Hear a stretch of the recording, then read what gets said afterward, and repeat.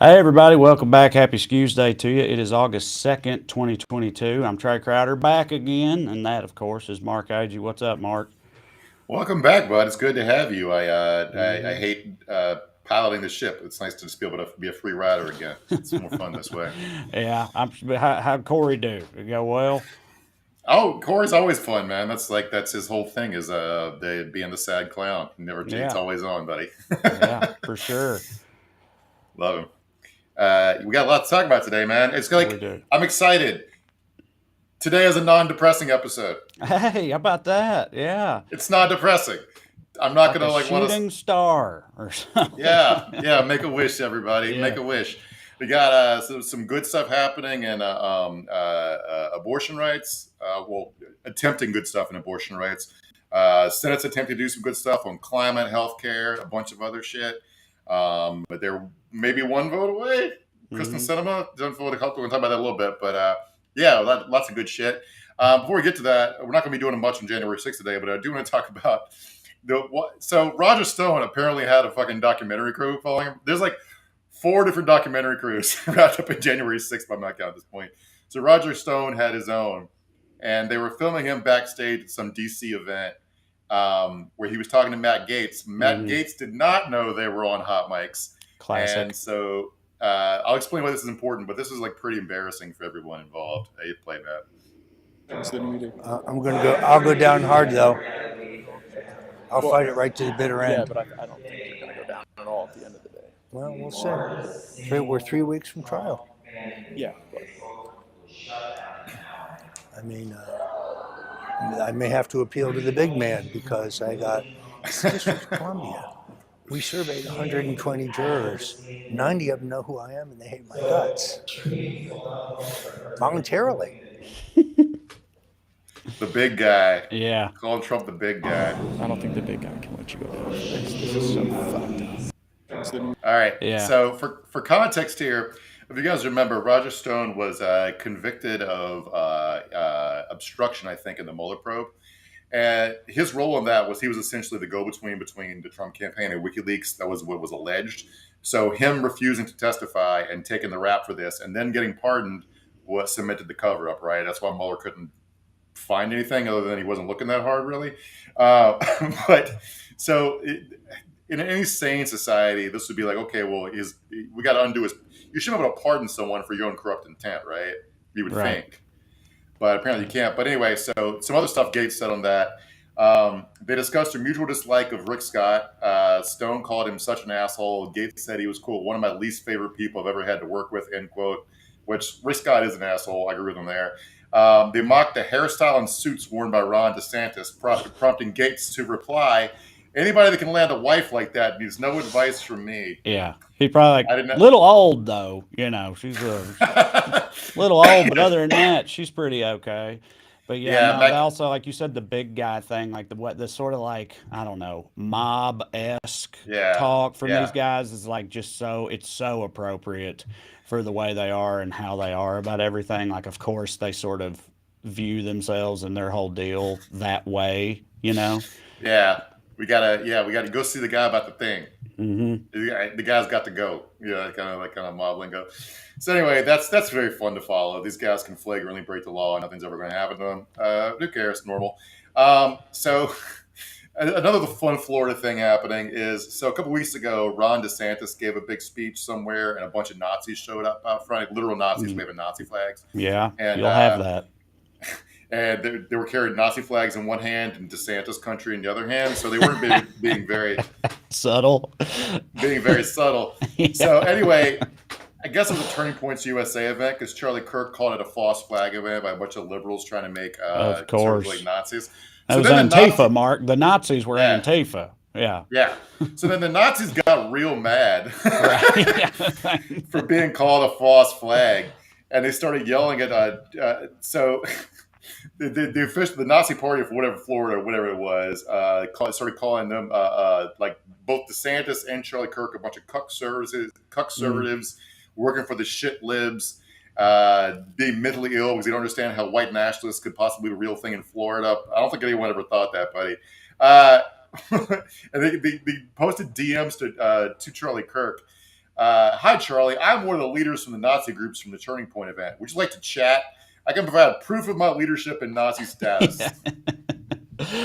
Yeah. It's like, so he's like, oh, those weren't Right. real Nazis. They're just going to make us look bad. It's like, no, we are real Nazis, and Right. we were Well, actually on your side. I got right. We'll proof. have you know. How dare you imply that we might not be real Nazis? Look at this swastika tattoo right here. You see that? And the DeSantis Yeah. tattoo on the other side. Like, how much clearer could we be? Come on, man. You're not giving us the credit we deserve. Yeah, after Charlie Yeah. Kirk tried to act like it was all a bunch of bullshit. So, Nazis rebel against subtlety. They really do. they hate it. So, one more thing before we get to the show. I regret to inform you the economy guys are at it again. One, the Fed raised interest rates again today. They're working overtime, like we talked about it like a month ago, to try to engineer a recession because they'd Right. rather have a bunch of poor people unemployed and committing suicide and losing their housing than risk a little inflation, which drives down the value of people's investments. This one I found funny. So this is from a Federal Reserve at the Dallas Federal Reserve. I can't decide whether this guy was complaining or lecturing, which makes a big difference. But a bunch of like oil companies and stuff think that the downturn in their investments is because of something the Biden administration is doing. And he's essentially saying, no, private investors are not investing in oil anymore because they have bigger institutional imperatives. And I can't decide whether he's complaining. Like, if he's saying, "Suck it up, you babies. This is the free market that rules for me." If Right. he's saying we've got to fucking beat down these stupid libs who don't understand what they should be investing in, that's something different. But that hit for me. But then this did not hit for me. The Intercept got a hold of some internal memos to the Bank of America, where its Bank of America executive said that, quote, "We hope," end quote, "working Americans will lose leverage in the labor market," in a recent private memo obtained by the Intercept. Making predictions for clients about the U.S. economy over the next several years, the memo also noted that changes in the percentage of Americans seeking jobs, quote, "should help push up the unemployment rate." Yep. Got to get that unemployment rate up. We got to be people Yeah. with jobs out there. I can't believe that Bank of America executives would have such a flagrant disregard for the well-being of your average working American. You know, like The American economy cannot function for these dudes if people aren't desperate and begging for minimum wage jobs. right, That is all this is about. right, And if you don't clearly want to burn shit down after reading stuff like this, because the Federal Reserve essentially works for these dudes, and so you see them raising interest rates. They're doing it because people like Bank of America think it's good to have us, people like the rest of us, hungry, starving, and trying to like fight over water at the in a rain barrel and living off cans of beans. So that's yeah.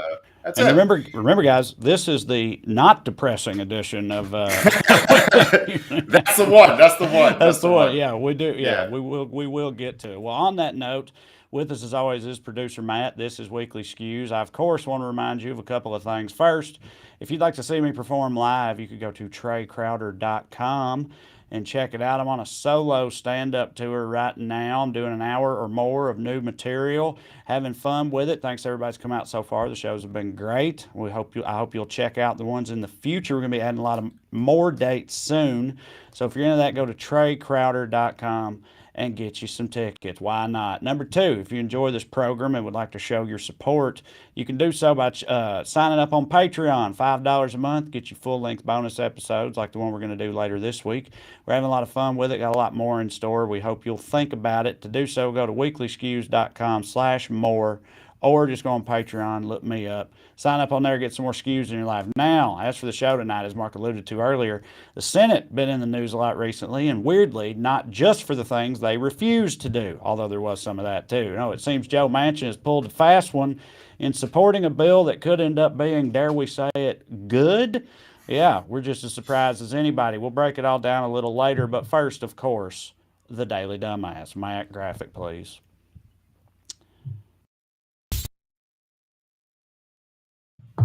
Tonight's Daily Dumbass, anybody who believes they can love their doggy and still want to get rid of assault weapons. That's right. This coming from who else?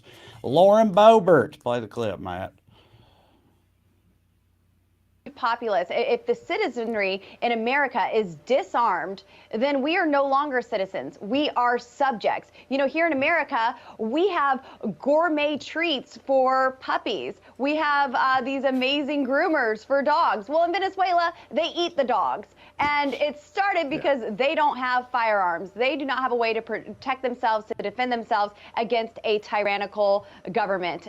So that right there, that's a novel slippery slope take. I feel like I haven't heard yet. It's also going to be tough for them, like, because once we've taken their guns, that means they'll have to like strangle their dogs in order to eat them. I assume.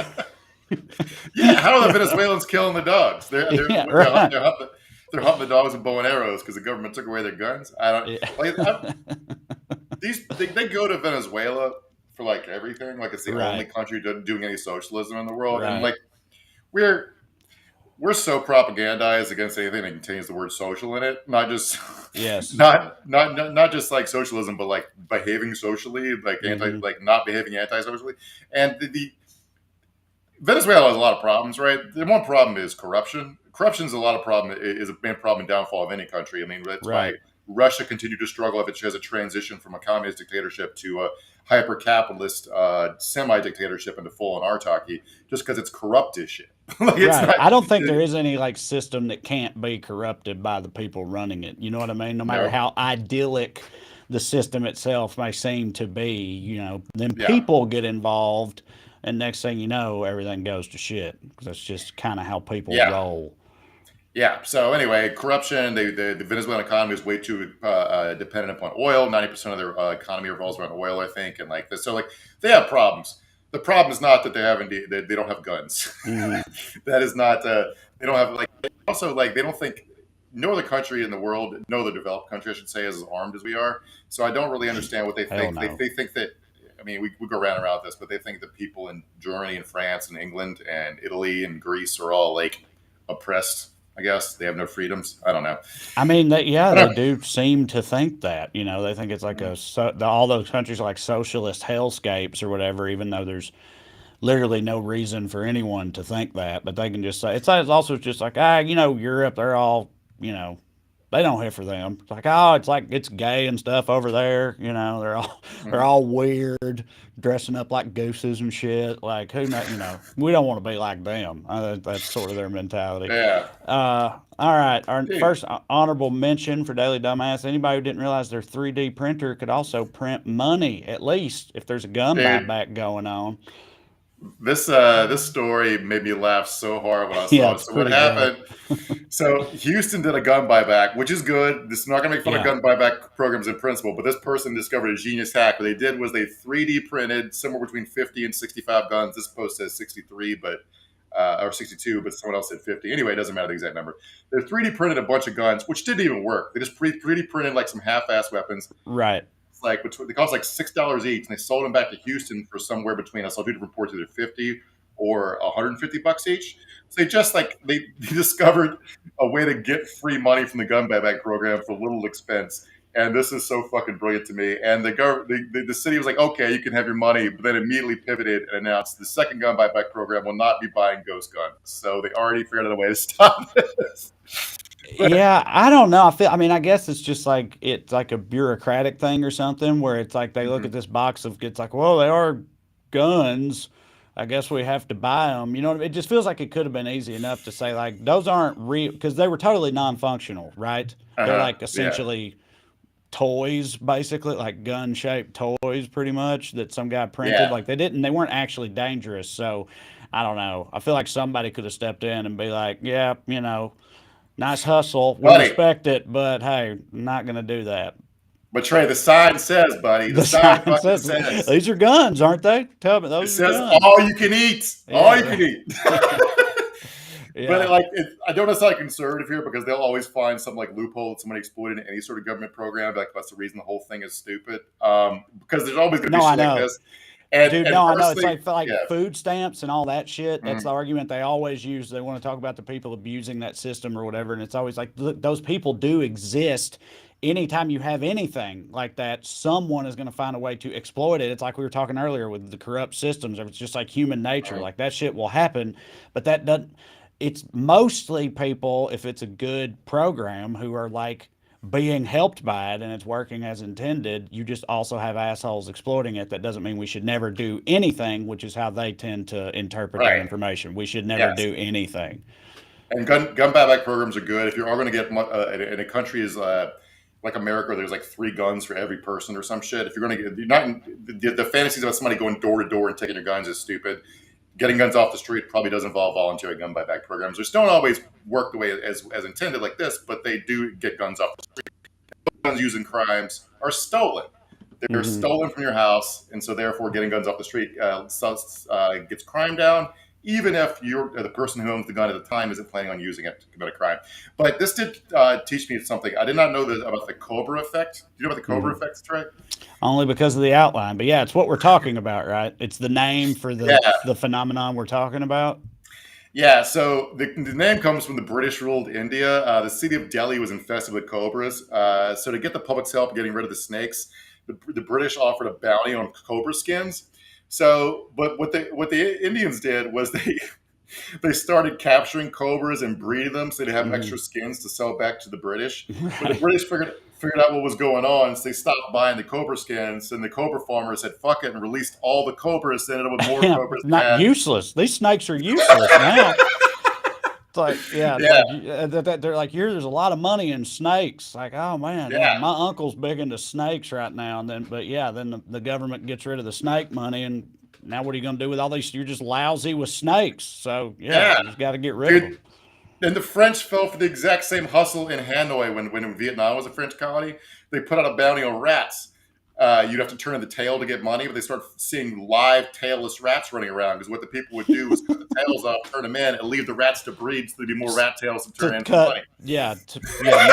More rats with tails they could cut off. Yeah, dude, I hate large scale corruption by rich people, but I love scams run by hustling ass poor people. I fucking love it on the government. I'm all for that. Anyway, for more recent example of this, BYU had to crack Brigham Young University had to crack down because they were buying blood plasma from people that were COVID positive to do research with, and so a bunch of kids were catching COVID on purpose to get extra money for their blood plasma. Anyway, you're not going to be able to stop this shit. It's just amusing when it happens. Not all government programs are bad. This is funny as shit for me. Yeah. All right, let's talk about golf. Yes, please. Yeah, golf adjacent, much like the corpse of Ivana Trump. Who she is the honorable mention for not thinking to put "Don't make me a sand trap, please" in her will. In case you guys missed it, Donald Trump interred his ex-wife Ivana at his golf course in New Jersey, reportedly right by the fairway. So Corey, we were talking to Corey about it, and he said he saw a picture was like literally right by a sand divot or something. So it's like, right there in the field of play, probably just so he can, like, when he's playing that hole, he can yell some expletive at her grave before shanking a shot off to the right, you know, or something like that. But yeah, it's can't believe that Donald Trump would do something so overtly shitty like this. The reason this was in the news is because if you don't follow golf, which you shouldn't because it's boring as fuck to me. But so the Live Golf tournament, Live Golf is a rival to the PGA, started up back by the Saudi government. Yeah, because they're essentially doing reputation laundering by trying to pay a bunch of golfers to play for them. Did you see the report today that said Tiger Woods turned down $800 million from them? The Saudi-backed golf company offered Tiger Woods $800 million, and he turned it down. But a lot of other big-time golfers are not turning it down. They're just flooding, paying the shit out of them. These are rich, successful golfers who are getting like 5 times their career earnings as a signing bonus to play for this. Like the Saudis are not fucking around with this. But anyway, it's a long way of saying that like this Ivana's grave is in the news because a bunch of guys who planned and paid for 9/11 were probably stepping all over it. But that way, this isn't just tacky as fuck. Right. There's a very rational reason he did this. Apparently, New Jersey gives a bunch of tax breaks to land that's used for cemeteries. So this motherfucker is getting personally break in like income taxes, property taxes, and like 3 different categories of taxes for burying his child's mother at a fucking golf. I don't even know if she likes golf. Probably not. But dude, there's so many people that see this like cold-blooded, underhanded sleaze baggery, you know what I mean? And they love everything about it. You know what I mean? They're like, yeah, that's why he's the guy right there. Shrewd, put her in her place, literally. Like they're fucking. It's so wild to me because I mean we're laughing, but we're laughing at how comically over the top the shittiness of it all is. But yeah, people I'm gonna just eat like it it's. up. One thing that drives me crazy about our society is like we think people are smart just because they do stuff that makes money, and it's Oh like yeah, not at all true. It's like it's not that Donald Trump was the first guy to figure out that you could bury your wife in an investment property and save $5. Everyone else just finds that horrific and tacky. Like for example, when my dad died, we go to pick up my dad's casket, and the first thing out of my mom's mouth is she wants to get him the nicest casket they have. Now that's absolutely stupid, yeah. but it's very, you know what I'm saying? Hmm. It's what we understand to be human behavior. This Right. was in a different category to me. Yeah, And, yeah. Like the opposite category of yeah, that. Yeah. but this resurfaced an old story from like the first came out in 2007, where Trump has been planning to build a family mausoleum at Bedminster since at least then. He's been trying to get the city to approve of him building like a tomb for himself and his kids at his golf course. Yeah. And this quote, see if I can get this quote right. This is from 2007, so Trump wasn't even in politics yet. But when Bedminster's mayor Robert Holtaway argued before this city council that a Trump grave could attract the wrong sort of people, comparing it to a place like, quote, in Austria where a Nazi war criminal was buried that became a tourist attraction. Dude, So he was comparing Trump to I Hitler in know. 2007. I just want That's to give this guy props. for sure. No, man, I saw that and I thought that was wild in 2007. Because, I mean, that's an aggressive analogy right there, and it's like Yeah, today nobody would bat an eye at that, because I mean, but yeah, back that dude was truly ahead of his time. But yeah, yeah. and also I'm sure Trump's mausoleum would have been very, understated and classy and subtle and all that. No, it had like 20-foot obelisk and shit. And he also part of his argument for it was he said that people could get married there, which Yeah, again, like, let me read this. Let me read okay, this. Yeah, so what we were talking about. So Trump is from the same story. Trump offered a concession. The tomb would be versatile. It could also be a festive wedding tomb. we're, planning, we're planning a mausoleum / chapel from the time. That didn't do it. Give me a break. Give me a break, that Mayor Holtaway said. He remembered thinking, why would anyone ever get married in a building with no fucking windows? yeah. Or just a crypt. I mean, there's probably some goths out there, some people that think they're Oh, vampires and yeah. shit. But dude, Mhm. nowadays, again, now there'd probably be people lining up to get married at Trump's Oh, golf tomb, yeah, but yeah, most back definitely. then, patently absurd. Let's do this. Let's do this one more that we have next up, and then we'll get into Uh, the topic because I thought this one was funny too. It's also Trump news. Our next honorable mention: guys named Eric for being too basic. At least the name. Everybody's been vying for Trump's endorsements in the Republican primaries in all the various states. Well, the Missouri GOP Senate race got a little chaotic when Trump offered his endorsement finally at the 11th hour to Eric. Just Eric. Problem with this is there are two Erics in this primary, and well, he there are failed actually to elab. three. Okay, and There he are failed three to Erics, elaborate further. but the two frontrunners are both named Eric. Yeah, The it's ones who so are funny. Like, let me. I is want this to read just him being this. able to like pick the winner regardless, do you think? Where it's just like, I always loved Eric. I told you Eric had it in the bag. Eric, like, let's go, Eric. And they're like, we're both named Eric. And he's like, yeah, I think Eric's going to win. Eric's got this thing. I can Yeah, just tell. It's like, but which Eric? Just Eric. I love Eric yeah. It was extremely funny because it's always like debatable whether Trump's being funny on purpose or by accident. all But the time, I think always. this time he's clearly being funny on purpose because they've both been begging for his endorsement. This is sort of a troll job because let me read his statement. I trust the great people of Missouri on this one to make up their own minds, much as they did when they gave me landslide victories in 2016 and 2020. And I'm therefore proud to announce that Eric has my complete and total endorsement. So it wasn't like this was absolutely just him just fucking with them. He's just making it clear, you work for me, you're my bitches. Whichever one of you wins is going to work for me. So yeah. Right. But yeah, so again, there are three Erics. This primary has 21 people in it. So like whoever wins is probably going to win with like 20% of the vote. So And this made everyone very confused because both Erics, having the typical amount of dignity present in Republican politics at the moment, Right. claimed victory that they had actually meant Of to endorse course. them. Thank you so much, President Trump. We greatly appreciate that. They both Yeah. said simultaneously. It's like, well, he clearly said, Eric, that's me. So Eric Greitens, the MAGA movement is divided between these two dudes. Eric Greitens, who we talked about. Greitens is the shitbag who got run out of office as governor for being accused of sexual assault against his hairdresser. We talked about him a few weeks back. Eric Schmidt, I don't know much about him, but he must suck because he's got the support of Dan Bongino, the former Secret Service agent who's a right-wing influencer now. Oh, yeah. So Greitens claimed the endorsement was him. Bongino retweeted it with a bullshit. Read the endorsement. This dude's a fraud. Read the endorsement. The endorsement just says Eric. So like you're not even fucking. And then Eric Schmidt retweeted that. But then Don Jr. retweeted the original Eric Greitens tweet, and his girlfriend put out a video where she said that the endorsement was clearly for Eric Greitens because he has the spirit of the real MAGA movement. So I don't know. Yeah, right. Who's to say? Again, my money's on Eric, Mark. You know, dude. Trump put out like a 4-sentence statement on Truth Social, which no one reads, and calls the whole state party to lose their fucking minds. Yeah. if you won't grow a sack and move on from this guy after shit like this, he's like basically like making you dance for candies he's tossing at your feet. Yeah, dude, and he eats it all up too. And they're not going to grow a sack and move on. They're going to keep dancing, is what they're going to do. Keep dancing and bending over because that's sort of their whole deal now. Okay.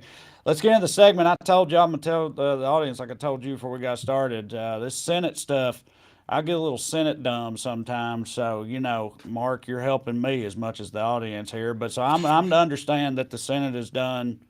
There's good stuff happening. What's going on? It's hard for me to believe. So they passed 3 big bills this week, or the past calendar week, right? So that's insane. That's yes. like a 48,000% increase over the number of good bills. Although you can't, I don't know how much of a percent of an increase over zero is, you know, but yeah, this is better. So they passed the Inflation Reduction Act, which is just a stupid brand name for a smaller version of the Build Back Better Act. But whatever Joe Manchin wants to call it and vote for, he can call it the fucking Ice Cream for Everybody Act. I don't give a shit, right? Who cares? So Manchin, the order of these things happening is what matters, because that's what we're talking about, because it's extremely funny and it confused Republicans and put them in a bunch of disarray. And at the end, Democrats got basically everything they wanted. So one big caveat. Crazy. Manchin has a deal with Schumer and every other Democrat to pass this bill in a loose construction, except for Kristen Sinema, who we're going to talk about. I don't imagine she will scuttle this whole bill because that would be suicide for her party and herself, but who knows at this point. No, but nothing would surprise me with her, man. Let's assume it's going to pass in this basic form, and so we can just be happy for the rest of the show. I just Googled to make sure she hadn't scuttled it. She hadn't scuttled it since we started the show, and she hasn't yet. So there we go.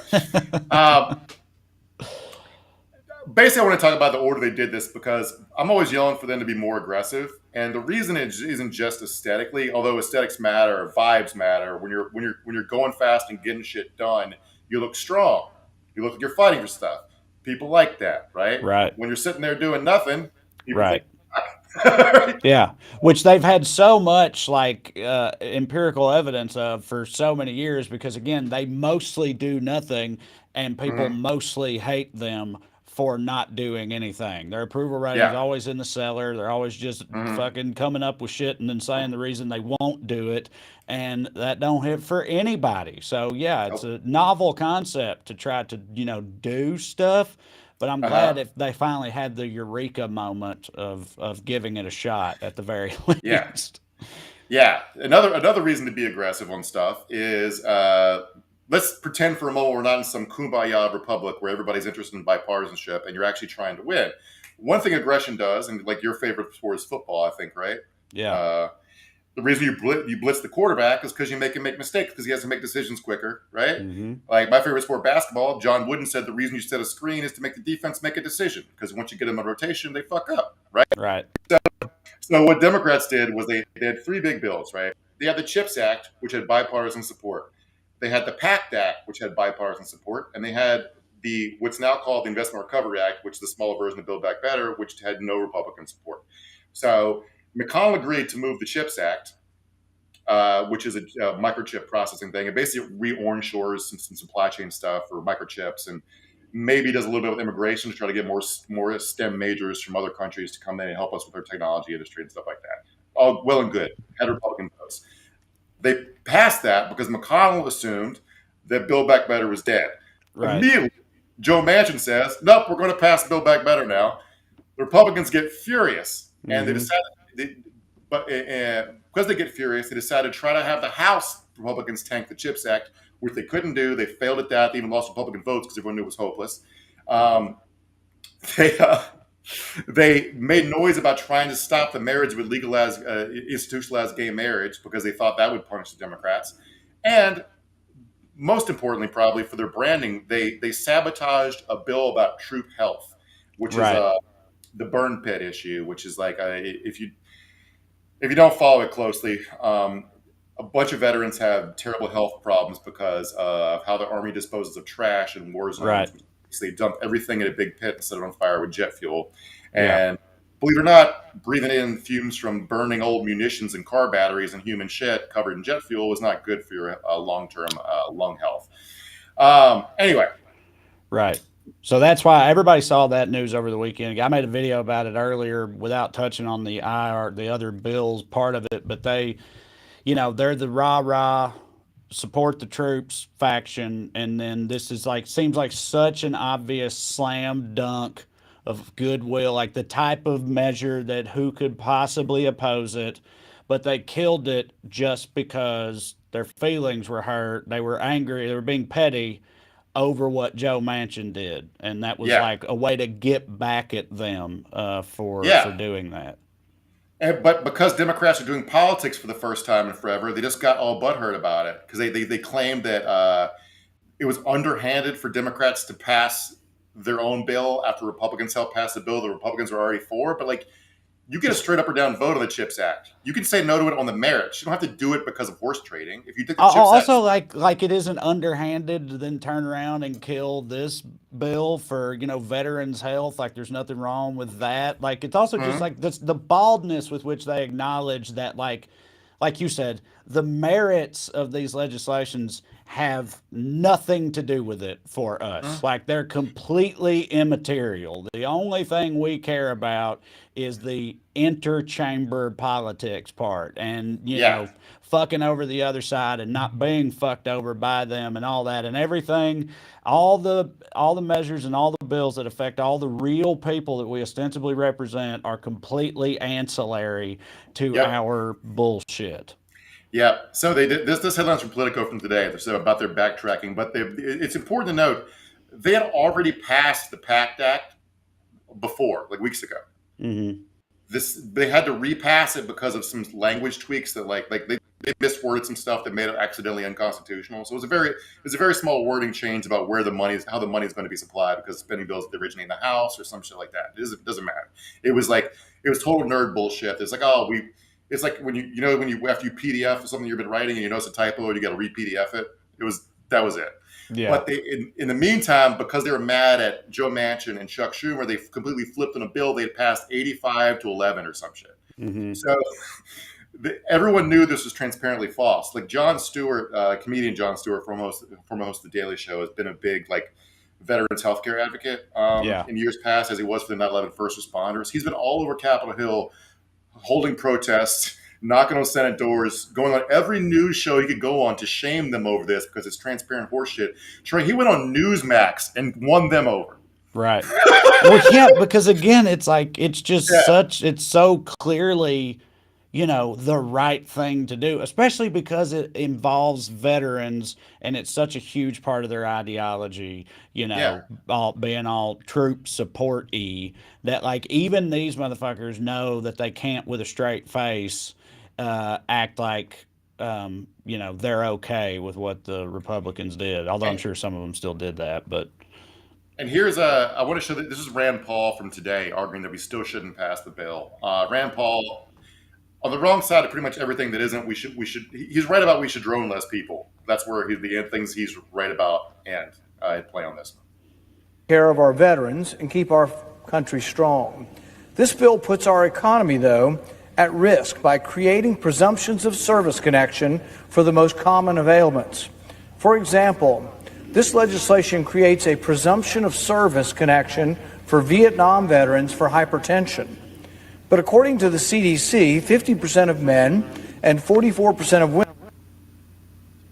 He's saying the troops are in the gonna United lie. States have hypertension. More than 60% of people over the age of 60 have hypertension. In total, the CDC estimates that 116 million Americans have hypertension.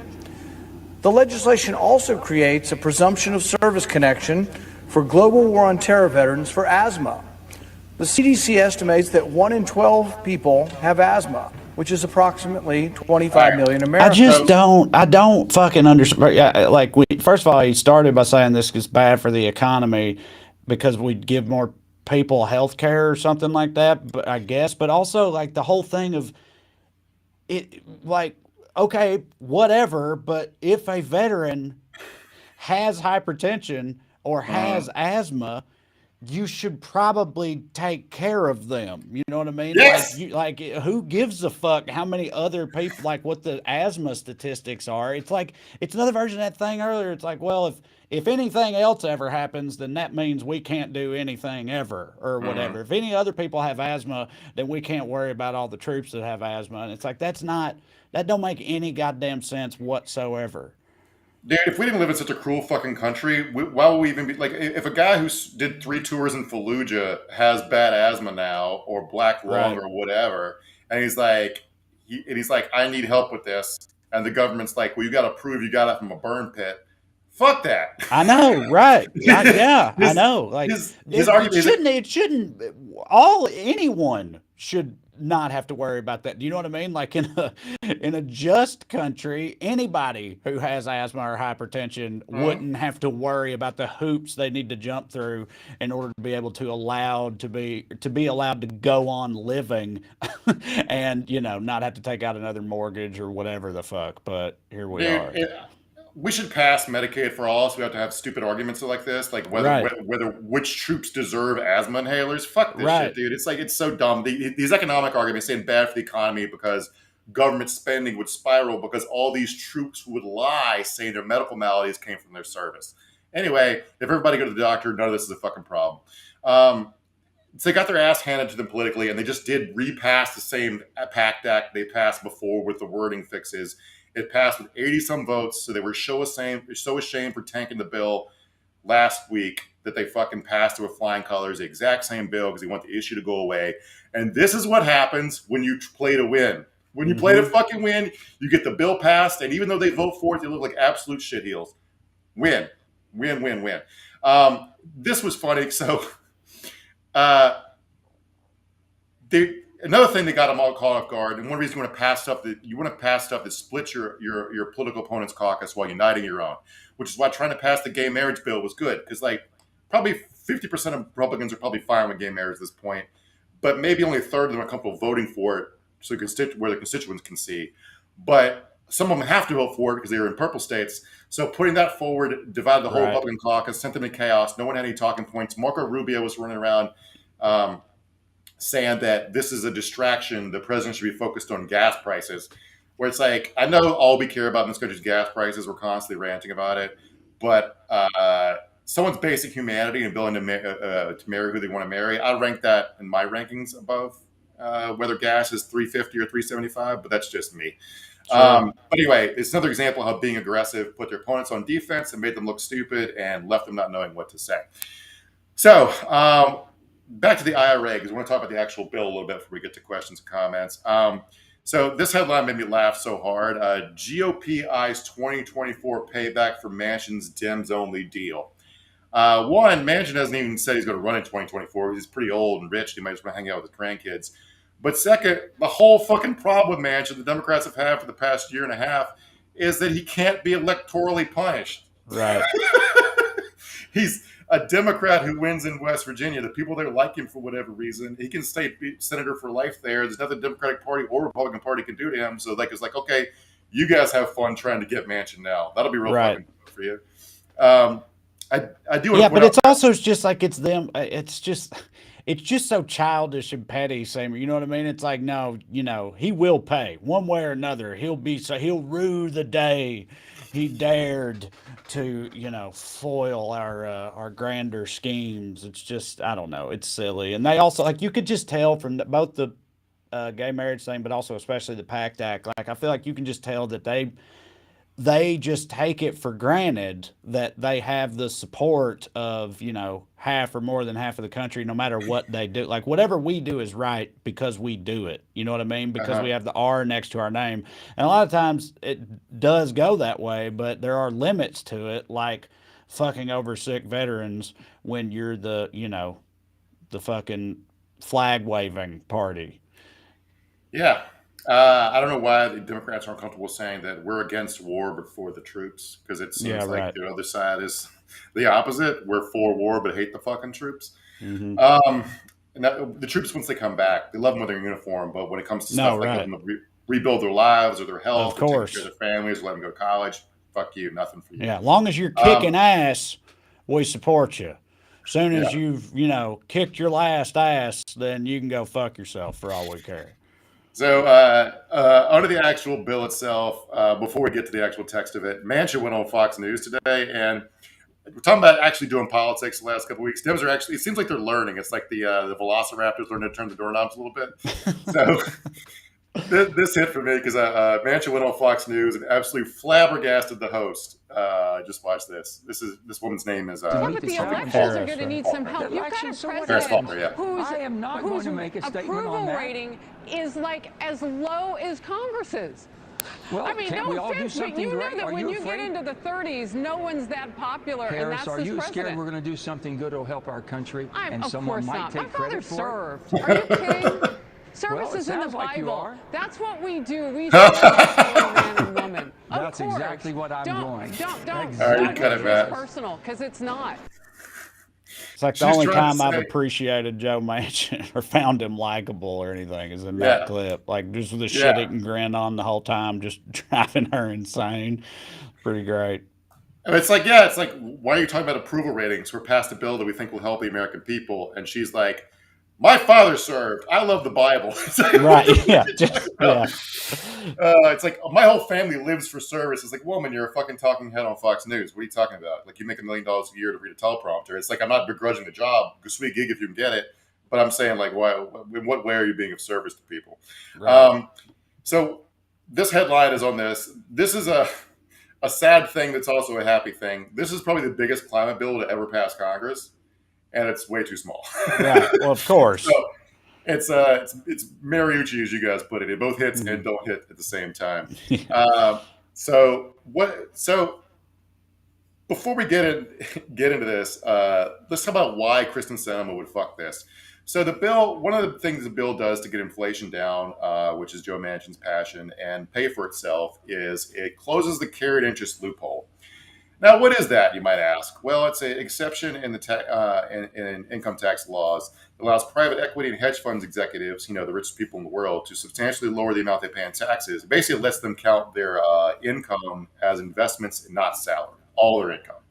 So here's a bunch of people making a ton of money who have no salaries. Right. Right? It only affects like not that many people, and even closing it will only bring in somewhere between like $2 billion and $18 billion a year, which is dropping the bucket in the federal budget. But Kristen Sinema is very passionate about keeping this.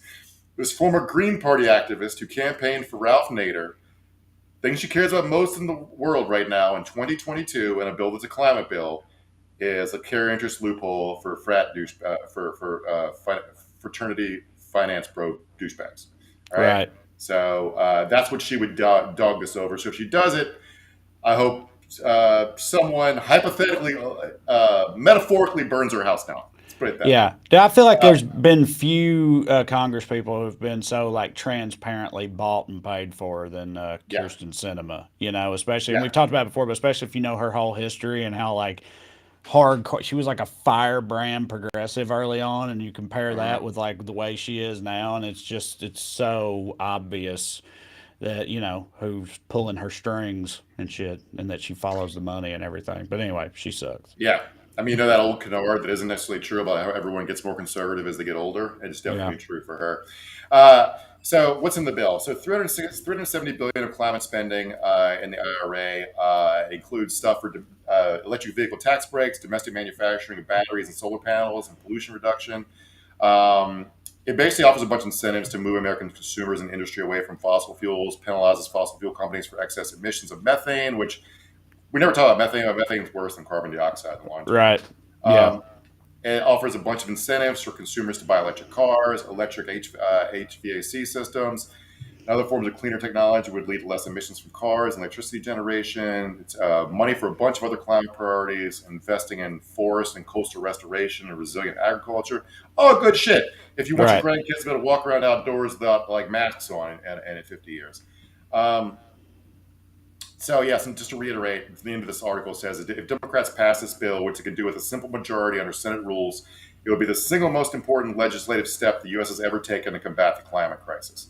But there's also other good stuff in the bill. Matt wanted me to point out there's a bunch of stuff to help people who have black lung disease in the bill. This is separate from the troops thing. This is about coal miners, which is important to rural America and probably very important to Joe Manchin. West Virginia, right, exactly. Yeah. He's from West Virginia, coal country. So, yeah, I mean, that checks out. Politically, they also avoided a disaster, and this is the one part Joe Manchin isn't smart enough to always be for the whole time. So a bunch of Affordable Care Act subsidies were set to expire in September. So basically, a bunch of Americans would have got a 15% hike in their health insurance rates right before an election. That would have been fucking awful. It would have been awful for people's bank accounts. It would have been awful for the electoral outcomes. It would have been awful, awful, awful. So it's good to do to help people and also for their. It works out great with doing the right thing to help people also benefit your electoral prospects. That's totally how it should work. Well, on that note, you're talking about how it would have been terrible electorally and also just practically. I mean, the reverse of that, obviously, I'm sure they're feeling pretty good about it. But, the timing, obviously, politically, of doing a thing, an actual good thing, in the run-up to the midterms, you think that'll actually reap fruit? Is that bear fruit? You know what I mean? Are people gonna give a shit? Is it gonna move the needle? Well, yes. I mean, it does. You only have to move it on the margins, right? America's so politically divided. You win over 1 out of 100 votes. That's going to save you 5 seats in the House. So the combination of the Dobbs decision and the Roe v. Wade, and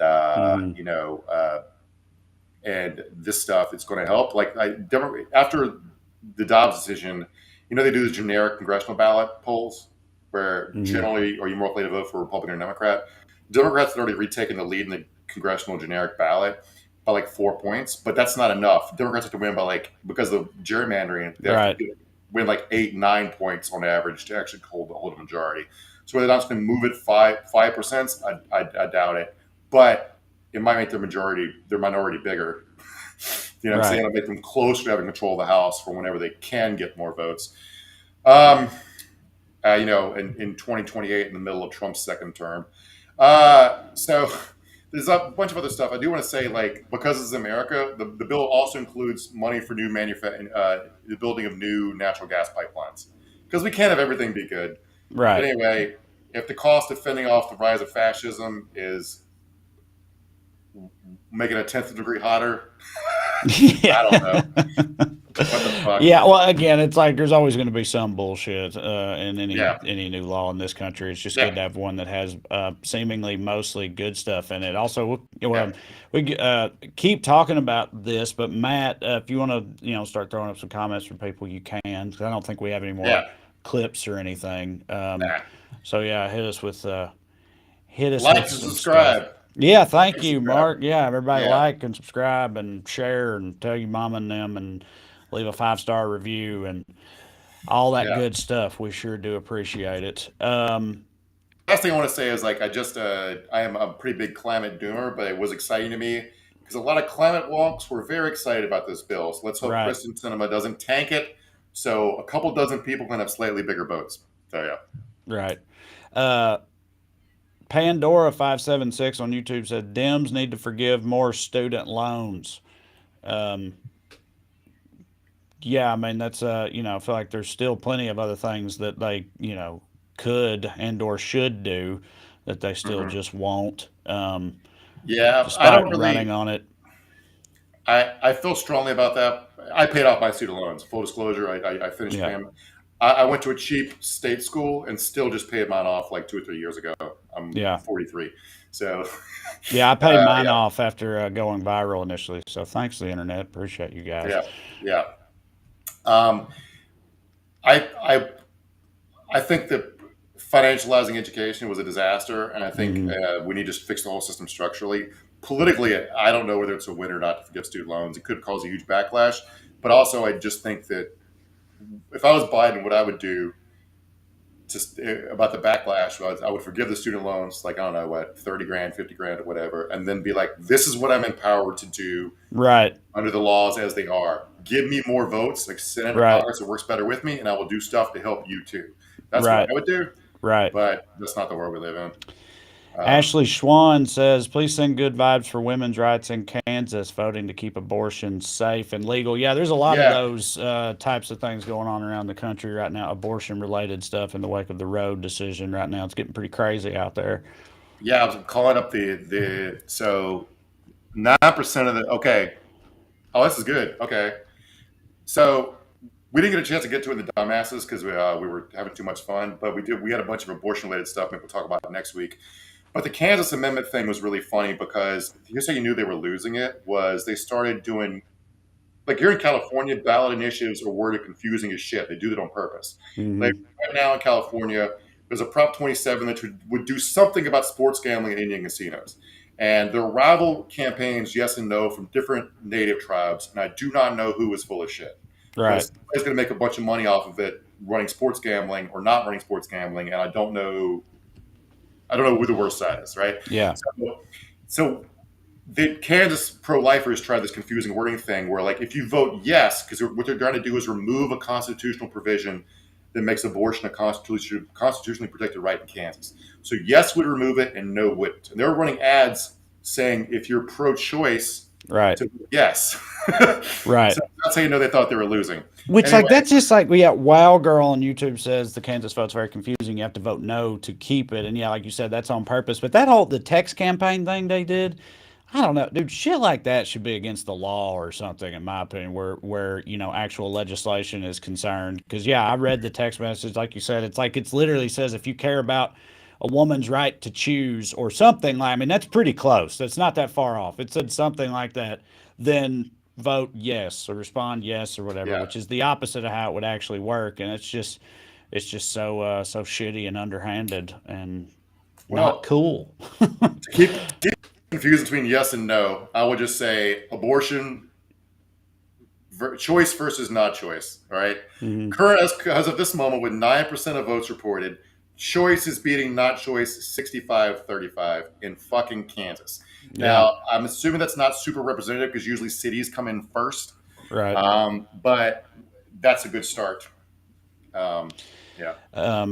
Stephanie Hinton on YouTube says we still have the huge problem that only 1/3 of 18 to 29-year-olds say they plan to vote in the midterms. How do we reach them? Correct me if I'm wrong. That's kind of like just like a universal standard with elections, right? Like getting Yeah. young people to vote has always been like one of the number one problems, particularly for the progressives or for the Democrats, because it just seems nigh on impossible to do. I Yeah. mean, I guess the student loan thing could be, a carrot for that one, but like you said, it might have ramifications elsewhere.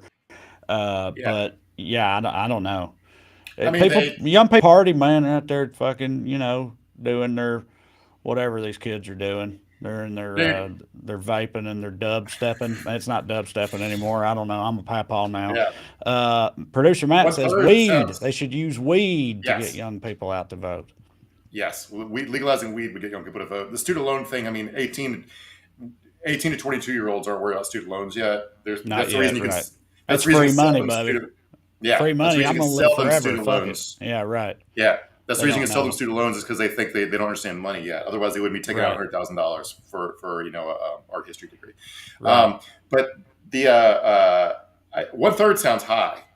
That sounds like a lot of kids. I mean, we were kids. MTV thing, like literally vote or die. And kids were like, Mhm. die. Right. Yeah. She said 1/3 say they won't vote. So that means 2/3 of 18 to 29-year-olds are No, planning on voting. Is it like? She said 1/3 will. Oh, okay, yeah. I agree with you then. Yes. Well, either way, I agree with what you like. That seems high. Like, yeah, when I misread it as 2/3 saying they would, I was like, that's fucking great. But yeah, all right. Jennifer Wimmer Denny says thoughts on Olivia Juliana owning Matt Gates. Did you see this? I think that's the woman who fundraised off. So remember last week we Oh, talked about Matt Gates saying that yeah. all pro-choice women Yes. don't look good enough to get pregnant anyway. So what they Yes, worry about I that shit did see happening. that. Yeah, that was pretty rad. That whole thing. Yeah, so he quote tweeted her and she used it to raise a bunch of money for abortion funds. So that Yeah, rules. That's two it. That's a two way to use the point internet for good. two 2.2 million dollars. Yeah, she parlayed that into for abortion related causes or whatnot. Yeah, yes, I did see that, and that was very cool. Jim Gray on Facebook says Olivia won that one hands down. Yeah. All right. Let's see what else you got Do you there, want to? Matt. They give you an update on the Missouri primary. I see which Eric is Ericing the best. Yeah. How are the Uh, Erics doing? with only 3% of votes are counted. Wait, no, AP says 35% of votes counted. It doesn't make sense. Anyway, it says Eric Schmidt's winning with 45% of the vote, and Eric Greitens only has 17%. Now, from a human being standpoint, I'm glad Eric Greitens is losing, although Democrats have a much better chance of picking up the seat if Greitens won, because he was so unpopular a few years ago, he had to leave office as governor. So, Right. Well, that's like that thing we talked about on a Patreon episode, right? Right where was that? I get them all. I get shit mixed up. I do so much stuff, I'm so keep myself so busy, Mark. But about where content factory. a lot of Democrat money has been spent propping up insane Republican candidates Mhm. because they're like beatable, but it's still just like a wild use of funds when there's Yeah. other things they could be doing with it. Um, Mhm. Aaron Gannon says, "Love seeing you in Syracuse last week, Trey. Thank you for a great show. Thank you for coming. Very fun. Love Syracuse. Love upstate New York. Only ever been there in the summertime, so I've very much enjoyed. That's not true. I went to Buffalo once, and that's the closest we ever came to canceling a show was because we drove from Pittsburgh to Buffalo, and what we thought was a nor'easter, but what was probably just like flurries by their standards. But like we were literally like, dude, pull over. We're done. Call them, tell them we ain't making it because we were freaking the fuck out. We thought we were gonna just, I don't know what we were gonna do after we pulled over, just freeze to death in the car. We didn't have a plan, but we ended up making it. Anyway, love Dude, upstate New York. Thanks for coming, I Aaron. got Dallas. I love Dallas. Yeah, Alexis So Frank says, "Come to Dallas, Trey." I just sent my agent an email last week saying you gotta get on Texas. I need to get back to Texas. So I mean, at this point, that will likely be in like early 2023. But 100%, I'll be back in Dallas, Austin, San Antonio, Houston, all that before too long. Been while too we're long since I've been to Texas. yeah, I miss living in Dallas. I would move back there if I could. While we're talking about upstate New York, I got a buddy named Justin who's from upstate New York, and we just hit it off right away. And I was like, I wonder why we have so much in common with this guy. And he was telling me about he had an uncle named Quarter Stick, and he was called that because he would throw quarter sticks of dynamite at people, and because he thought it was funny. And I was like, oh. Y'all got rednecks too. Okay, No, dude, they definitely have rednecks up there. Kim Avery says that was lake effect snow. Yeah, you're right. Misturned it. But anyway, yeah, no, that's so a lot of times it shows anywhere we're at in the country, but outside the South, people will like in the meet and greets and stuff will be like, I'm not from the South, but I'm from a pretty redneck place. You may not realize it's redneck, but there's a lot of redneck shit there. I'm from blank, and in my experience, the most common fill in for that blank is upstate New York or maybe central Pennsylvania. But those two places, when somebody starts the sentence with that, it's normally like one of those two places. Although sometimes, Midwest, Iowa, wherever, everywhere's got rednecky parts, but upstate New York definitely does. I'm not sure if this is a name they call themselves or whether it's like people in Pittsburgh and Philly call them that, but I've heard Central PA called Pennsyltucky. Pennsyltucky, yeah, I've heard that too. Yeah, I've also heard people say that Pennsylvania is Philadelphia on one side, Pittsburgh on the other, and Alabama in between. All right, so with all that said, yeah, I want to remind y'all again, real quick. Speaking of those shows, go to TreyCrowder.com. Come see me. Like I said, I've only got a few more coming up in the coming weeks, but we are booking and adding more right now, so we'll have those added soon. come and see me, and also support us on Patreon. Go to weeklyskews.com/more, or go on Patreon, look us up, look me up. $5 a month, full-length bonus episode. It's all well and good. We're having fun here. We appreciate you being here, and I'll see you next week. See you. Love you. Bye.